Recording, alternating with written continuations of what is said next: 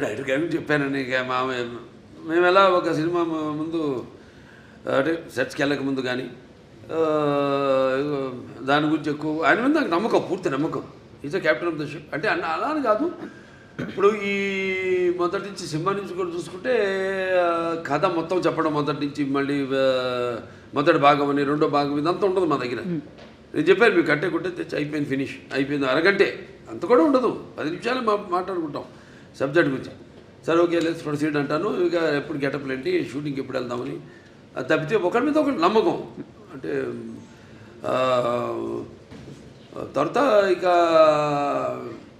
మన తమన్ ఆయనకేమో ఇప్పుడు మొన్నే చెప్పారు కూడా ఆయన ఇట్లా ఎలా ఉండబోతుంది సినిమా అని.